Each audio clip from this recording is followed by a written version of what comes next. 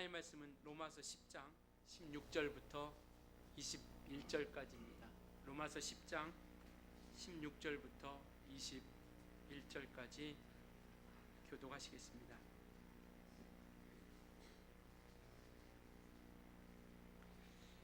그러나 그들이 다 복음을 순종하지 아니하였도다. 이사야가 이르되 주여 우리가 전한 것을 누가 믿었나이까 하였으니 그러므로 믿음은 들음에서 나며 들음은 그리스도의 말씀으로 말미암았느니라. 그러나 내가 말하노니 그들이 듣지 아니하였느냐? 그렇지 아니하니 그 온 소리가 온 땅에 퍼졌고 그 말씀이 땅 끝까지 이르렀도다 하였느니라. 그러나 내가 말하노니 이스라엘이 알지 못하였느냐? 먼저 모세가 이르되 내가 백성 아닌 자로서 너희를 시기하게 하며 미련한 백성으로서 너희를 노엽게 하리라 하였고, 이사야는 매우 담대하여 내가 나를 찾지 아니한 자들에게 찾은 바 되고 내게 묻지 아니한 자들에게 나타났노라 말하였고, 이스라엘에 대하여 이스레 순종하지 아니하고 거슬러 말하는 백성에게 내가 종일 내 손을 벌렸노라 하였느니라. 아멘. 주의 날입니다. 오늘도 주님이 주시는 참 평안이 그리고 부활의 소망을 주신 예수로 말미암아 기쁨이 넘쳐나는 귀한 시간 될 수 있기를 예수님으로 축원합니다. 우리 앞뒤좌우 인사 한번 하시죠. 오늘도 참으로 잘 오셨습니다 하고 인사하시겠습니다.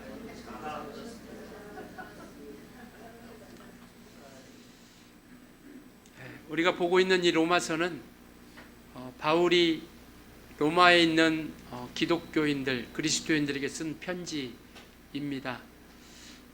바울이 여러 번 전도 여행을 통해서 선교를 하고 있죠. 그래서 이 로마서가 쓰여진 그 시기는 3차 전도 여행 때 고린도라는 지역에서 로마인들에게, 로마에 있는 기독교인들에게 편지를 쓴 내용입니다.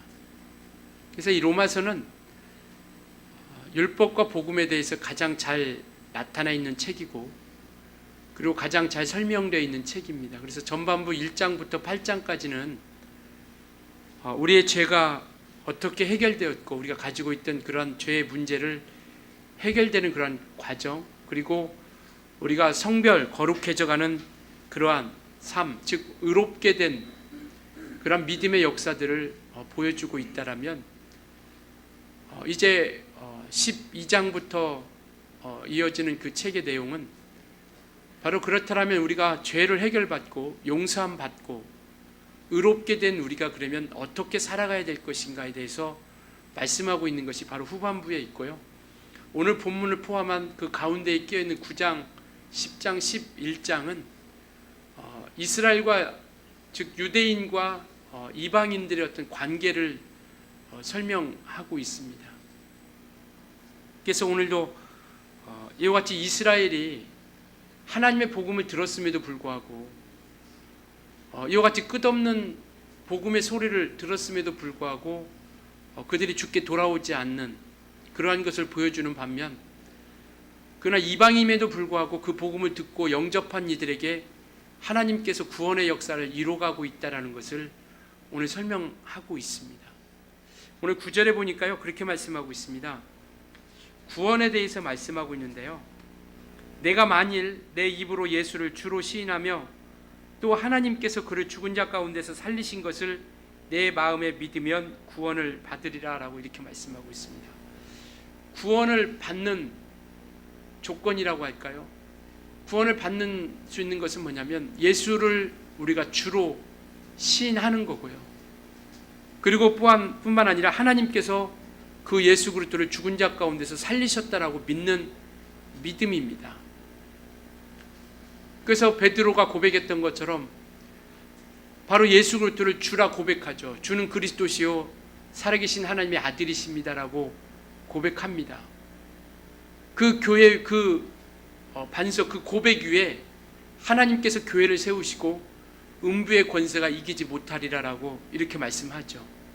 저와 여러분은 이와 같이 그 믿음에 무너지지 않는 견고한 반석 위에, 주를 고백한 그 믿음의 고백 위에 세워진 교회인 겁니다. 그래서 우리는 각각이 교회로서 그 일을 우리가 이루어가고 있는 것이죠.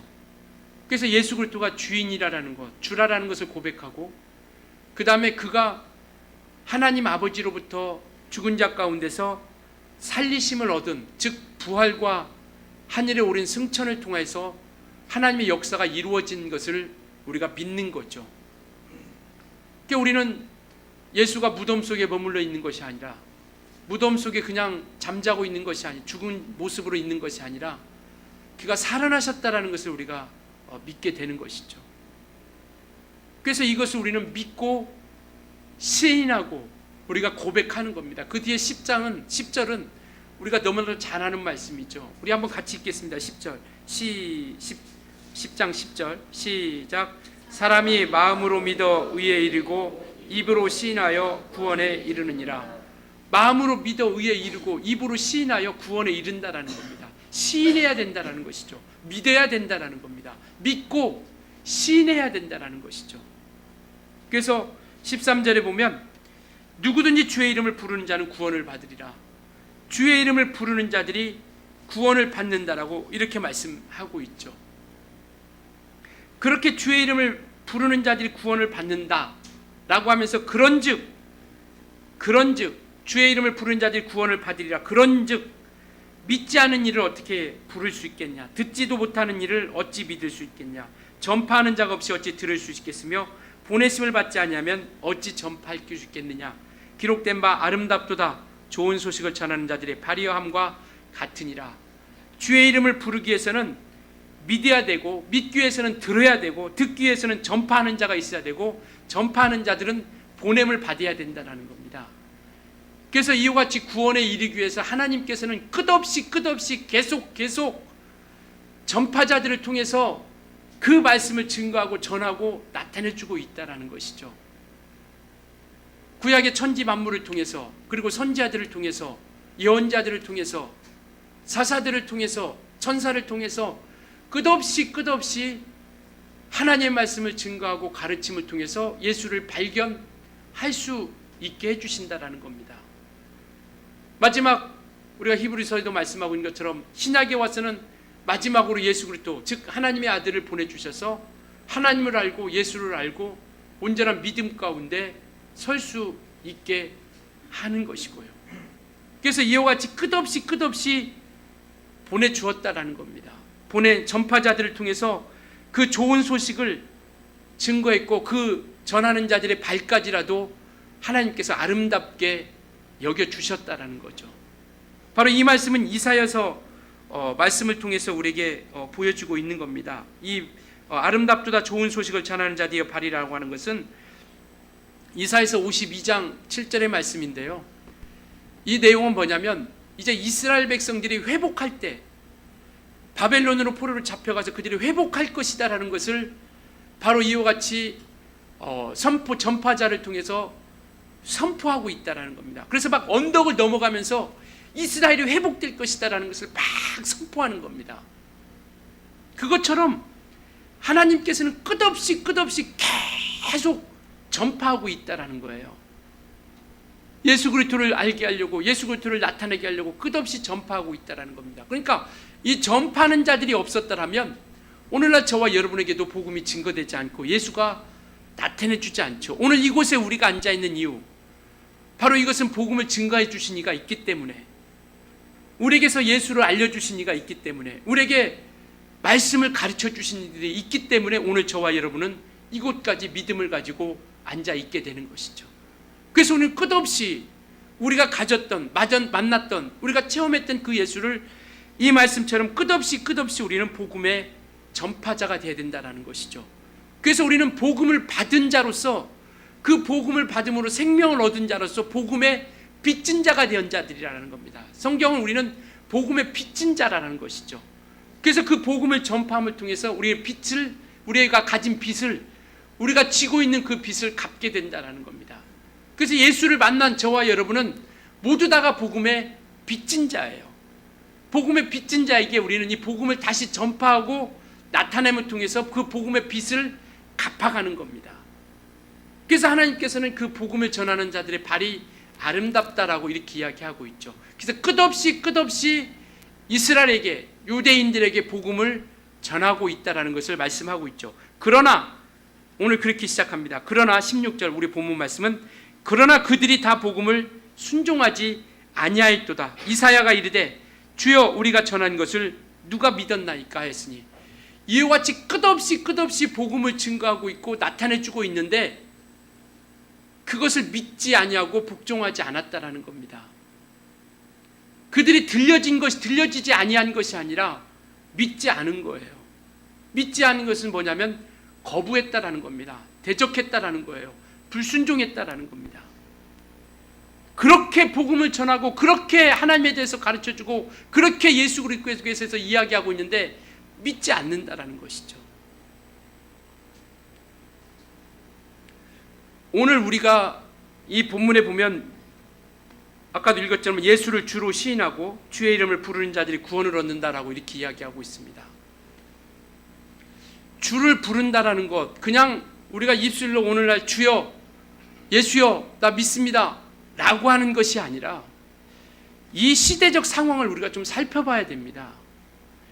이 시대적 상황은요, 이 이스라엘을 비롯한 그 팔레스타인 모든 지역들이 로마 치하에 속국되어 있던 상황입니다. 이게 로마로부터 다스림을 받고 있던 세대예요. 그래서 오직 이들에게 그 주라고 고백할 수 있는 것은 로마 황제 한 사람뿐입니다. 로마 황제 외에는요 주라고 고백할 수도 없고 주라고 이야기할 수도 없는 거예요. 근데 이때 당시 누가 왕이냐, 우리가 누가 황제냐, 우리 귀에 익숙한 황제가 있죠. 네로 황제. 네로 황제가 이때 황제로서 있었던 그런 시대입니다. 이 네로 황제는요 이스라엘 예수 믿는 사람들을 가장 많이 핍박한 황제로서도 유명하죠.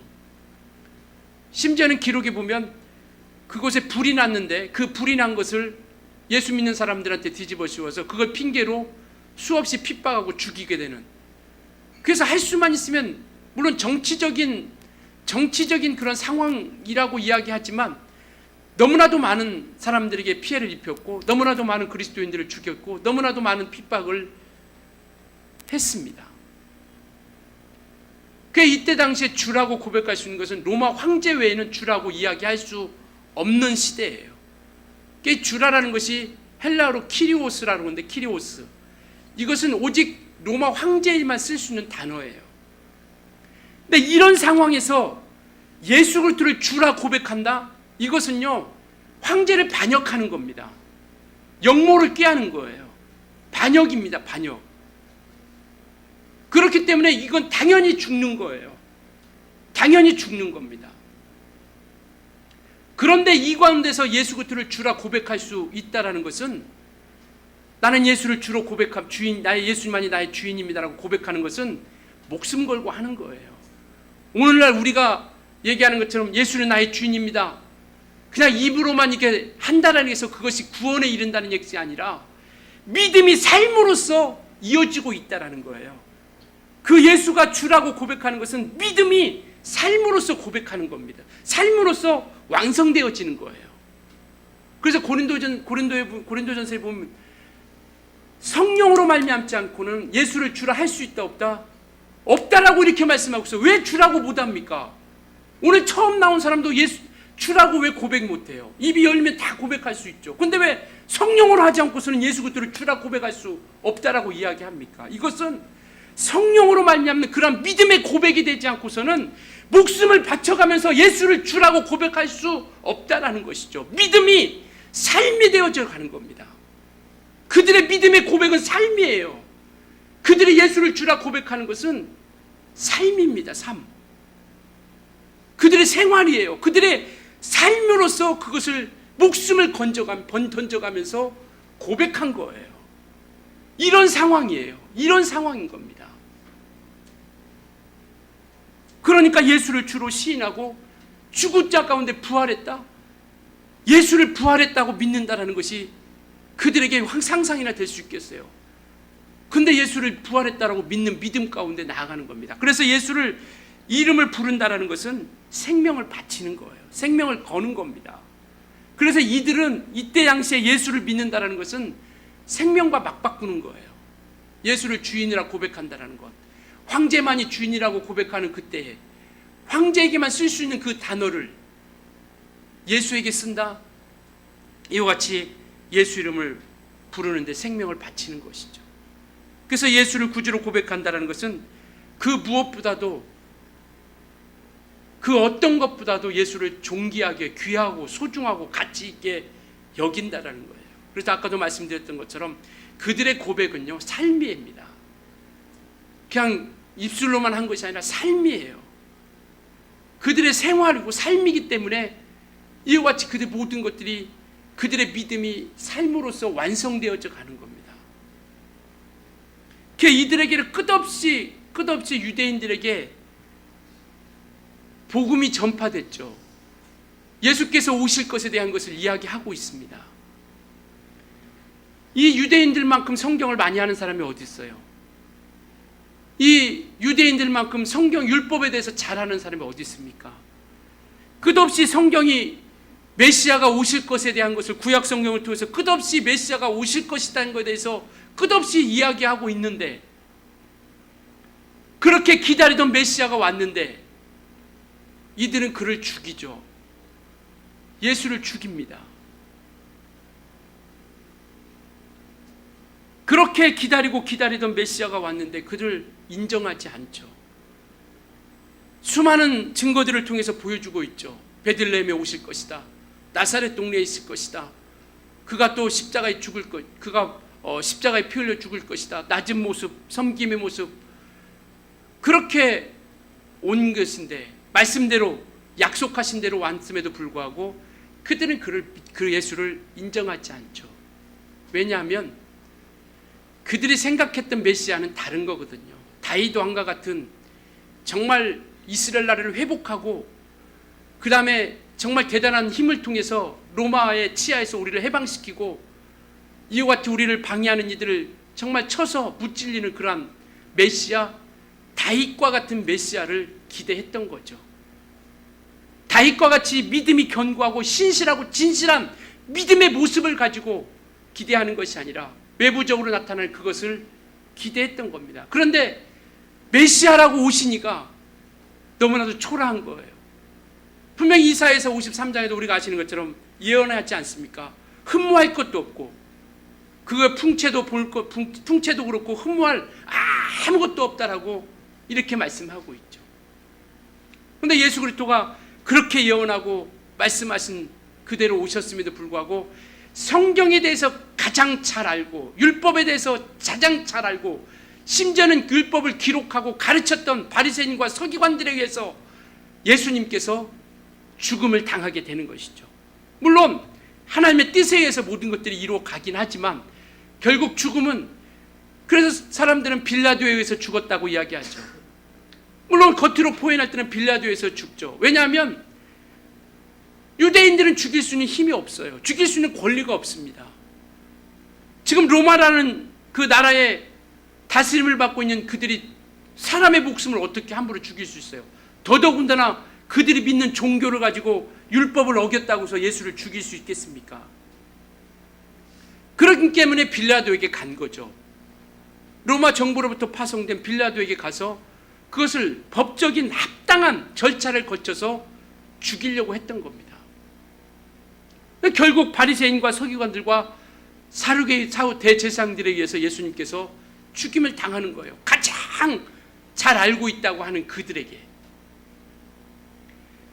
그것이 그때 당시에도 예수님께서 말씀하셨어요. 요한복음 12장에 보면 내가 이렇게 많은 이적과 능력을 보여주었음에도 불구하고 너희가 믿지 아니하도다라고 이렇게 말씀하고 있으면서 똑같이 이 말씀을 합니다. 우리가 전한 것을 누가 믿었느냐? 우리가 전한 것을 누가 믿었느냐? 그렇게 전했음에도 불구하고 예수님 시대에도 그렇게 하나님을 잘 안다고 생각하고 잘 섬긴다고 하는 그들에 의해서 예수님이 죽임을 당했는데, 이 바울의 시대에도, 이 로마에서도 끝없이 복음을 증거하고 예수 그리스도에서 전파하고 있음에도 불구하고 그 예수를 받아들이지 않는 거예요. 그들이 생각했던 것과 너무나 다른 거고, 예수는 더더욱 십자가에서 죽으시고 낮은 모습, 섬기는 모습으로 왔기 때문에 그들을 메시아로 받아들인다는 것이 결코 용납이 되지 않는 겁니다. 그래서 고린도전서에 보면 십자가가 유대인들에게는 꺼리끼는 것이다라고 이렇게 말씀하고 있고요, 이방인들에게는 미련한 것이다라는 겁니다. 그러나 예수를 믿는 우리에게는 하나님의 능력이요, 하나님의 지혜다라고 성경은 그렇게 말씀하고 있어요. 유대인들이 볼 때는 당연히 꺼리끼죠. 메시아라고 오신 이가 십자가에서 죽어? 갈라디아서 3장에 나오는 것처럼 저주의 나무인데 그들을 기억하기 싫어서 쳐다보지도 않기 위해서 십자가에서 처형, 그 십자가 형벌을 하는데 그 예수님이 십자가에 죽었는데 유대인들이 그 예수를 믿을 수 있겠어요? 당연히 그들에게는 걸리는 거죠. 거리끼는 겁니다. 이방인들은 미련한 거예요. 그 예수를 어떻게 믿겠냐라는 것이죠. 그러나 저와 여러분은 하나님의 능력입니다. 십자가가, 예수께서 피 흘리신 그 공로가, 그 예수께서 우리를 위해서 피 흘려주신 그 사랑이 우리에게는 하나님의 능력이에요. 하나님의 지혜입니다. 믿으십니까? 네. 이것이 우리의 믿음이고 신앙인 거예요. 그들에게는 거리끼고 그들에게는 미련한 거지만 우리에게는 능력이 되는 겁니다. 이와 같이 끝없이 정말 복음이 전파되고 이와 같이 말씀을 전했어요. 그러나 그들은 다 복음을 순종하지 아니했도다. 16절이요. 이사야 가로되 주여 우리가 전한 것을 누가 믿었나이까? 우리가 그렇게 끝없이 전했는데 믿지 않는 거예요. 믿지 않으니까 당연히 순종도 안 하죠. 불순종하는 겁니다. 이것은 믿지 않았다는 것은 거부했다라는 거예요. 대적했다라는 겁니다. 불순종했다라는 거예요. 하나님의 말씀을, 예수 그리스도의 말씀을 듣는데 그냥 소리로 흘러들은 거죠. 그래서 17절이 나온 겁니다. 우리 같이 한번 읽겠습니다. 17절 시작. 그러므로 믿음은 들음에서 나며 들음은 그리스도의 말씀으로 말미암았느니라. 그리스도의 말씀으로 들어야 된다라는 겁니다. 하나님의 말씀으로 들어야 된다라는 거죠. 그래야 믿음이 된다라는 겁니다. 하나님을 가장 잘 안다고 하는 그들이 예수가 오셨는데 예수를 죽여요. 예수를 십자가에 못 박습니다. 왜? 그들은 그들의 말씀을, 그들의 소리로 듣지, 그 명령을, 그 말씀을 믿음으로 받아들이지 않은 거예요. 그냥 흘러 들어가는 소리로 들은 겁니다. 그래서 믿음은요, 그리스도의 말씀을 들음으로 나타나는 겁니다. 그리스도의 말씀을 들음으로써 우리가 정말 끝없이 말씀하신 그 말씀을 가지고 나아가는 거죠. 그래서 그리스도의 말씀을 들음으로 듣는다라는 것은 그냥 우리가 소리를 듣는다라는 것이 아니라 듣는 자세, 듣는 행위를 이야기하고 있는 거예요. 어떻게 듣고 있느냐, 듣는 모습, 어떻게 그리스도의 말씀을 어떻게 듣고 있느냐. 그래서 우리의 신앙은, 우리의 삶이 이제는 삶으로서 우리가 함께 나아가는 거죠. 그런데 그들은 순종하지 않죠. 왜? 믿지 않기 때문에. 그래서 그들에게 이야기하는 것이죠. 믿음은 그리스도의 말씀을 들음으로써 우리가 믿음이 완성되어진다는 것을 말씀하고 있죠. 그런데 18절에 보니까 그러나 내가 말하노니 그들이 듣지 아니하였느냐. 그리스도의 말씀을 들어야 믿음이 생기는데, 그렇다면 그들이 믿지 않는 이유가 그것을 듣지 않아서 그러냐? 듣지 않았기 때문에 그들이 믿지 않는 거냐? 믿음이 안 되는 거냐? 믿음이 성장하지 않는 거냐? 믿음은 그리스도의 말씀을 듣는 것인데 근데 믿지 않아, 거부해, 대적해, 불순종해. 그러면 그들이 그것을 듣지 아니하는 것이냐? 아니다, 그렇지 않다. 18절의 말씀을 그 소리가 온 땅에 퍼졌고 그 말씀이 땅끝까지 이르렀도다라고 이렇게 말씀하고 있죠. 그들이 듣지 아니해서 믿지 않는 것이 아니라 그들이 그것을 인정하지 않은 거예요. 거부한 겁니다. 듣지 않으려고 한 거예요. 예수 그리스도에 대해서 끝없이 그렇게 말씀하고 있지만 인정하지 않는 겁니다. 거부한 거예요. 예수를, 메시아를 통해서 이 땅 메시아로서 오셨지만 그들은 거부했어요. 죽였습니다. 바울, 이때 로마서가 기록된 그 시대도 마찬가지예요. 예수를 인정하지 않는 거예요. 십자가의 도가 그들에게는 거리끼는 겁니다. 미련하게 여겼던 것이죠. 오늘날도 그렇지 않습니까? 사람들이 예수 믿는다고 하면 뭔가 미련한 사람 취급받고 정말 그들에게 어떤 옳지 않는 것을 믿는 것처럼 그렇게 쳐다보는 사람도 많이 있죠. 핑계할 수 없다라는 겁니다. 유대인들이 지금 믿지 않는 이유는 그들이 듣지 못해서도 아니다라는 거예요. 그들은 들었음에도 불구하고 그 듣는 그 들음이 올바르지 않다라는 겁니다. 그래서 우리가 믿음은 들음에서 난다고 할 때 듣는다라는 것은 그냥 소리를 듣는다라는 것이 아니라 어떻게 듣느냐라는 겁니다. 주의 말씀을 우리는 어떻게 듣고 있느냐라는 거예요. 그래서 그렇게 거부하고 대적하니까 하나님께서 20절에 보니까 이사야는 매우 담대하여 내가 나를 찾지 아니한 자들에게 찾은 바 되고 내게 묻지 아니한 자들에게 나타났다. 그 유대인들이 받아들이지 않음을 통해서 이방인들을 통해서 그 유대인들을 깨닫게 해주려고 하는 거예요. 그래서 이방인의 구원을 역사를 이룩하는 겁니다. 그래서 찾지 아니하는 자들을, 묻지 아니하는 자들에게 복음의 길이 열리고 그들의 구원에 이르게 되는 것이죠. 그래서 우리가 그들이 또 이야기할 수 있겠죠. 내가 그 의미를 잘 몰랐다고, 뜻을 잘 몰라서 그렇다고. 이방인들도 하나님에 대해서 듣지 못했던, 구약에 대해서, 율법에 대해서 알지 못했던 그 이방인들도 예수 그리스도의 복음의 소식을 듣고 보혈의 능력을 듣고 믿기 시작하는데, 그 복음을 듣고 구원에 이르기 시작하는데 핑계할 수 없다라는 것을 이야기하고 있는 것이죠. 오늘 우리가요, 하나님의 말씀을 듣습니다. 우리가 물론 알기 위해서 듣죠. 알기 위해서 듣지만 이제 우리 믿음의 말씀을 듣는 자세가 우리는 달라져야 된다는 겁니다. 우리는 이제는 말씀을 순종하기 위해서 듣는 거예요. 말씀이 살아 역사하는 교회, 말씀이 역사한다는 것은요, 그 말씀을 우리가 순종하여 반응해야 된다는 겁니다. 주님은 끝없이 말씀하고 있고 두드리는데 반응이 없어요. 이제는 우리가 말씀에 반응해야 된다는 겁니다. 그래야 말씀이 일하시기 시작하는 거거든요. 말씀이 역사하시기 시작하는 겁니다. 우리 주님에게, 우리 모든 성도님들은 이제 주님께서 우리 안에서 성령으로 말미암아 우리를 두드리시는 그 말씀을 그냥 소리로만 아는 것으로만 그치지 않고 순종하기 위해서 그 말씀 앞에 반응할 수 있기를 예수로 부탁을 드리겠습니다. 말씀에 반응하셔야 돼요. 이제는 나와 상관없는 말씀으로 스쳐 지나가는 말씀이 아니라 이제는 그 말씀이 나에게 하시는 말씀으로, 그 말씀이 나에게 명령하시는 말씀으로 이제는 받고 그 말씀에 반응하는 거죠. 반응은 뭐냐면 순종하는 겁니다. 저희가 나를 믿지 않냐도다. 믿지 않는 이유는 뭐냐? 거부한 거예요. 대적한 겁니다. 불순종한 거예요. 믿지 않는 겁니다. 아까도 주라고 고백할 수 있는 것은, 그것은 그냥 지식으로만 아는 것이 아니라 그 알미, 삶이 된 거예요. 신앙은 삶이 되는 겁니다.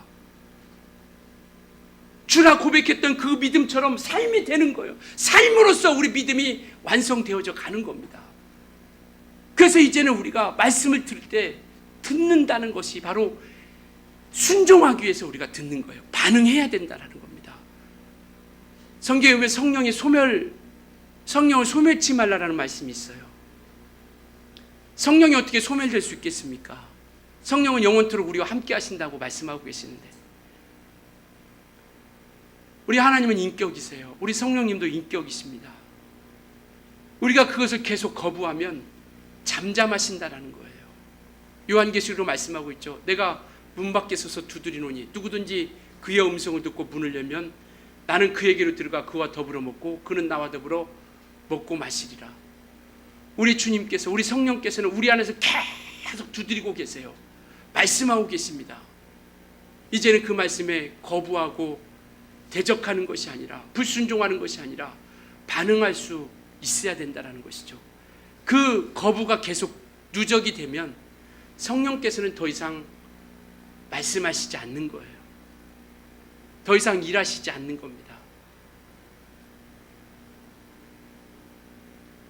오늘 우리의 믿음은, 우리의 정말 이제 우리의 알미에 대한 믿음이 생활로서, 삶으로서 우리가 완성되어지는 그런 믿음의 삶으로서 우리가 나아갔으면 좋겠습니다.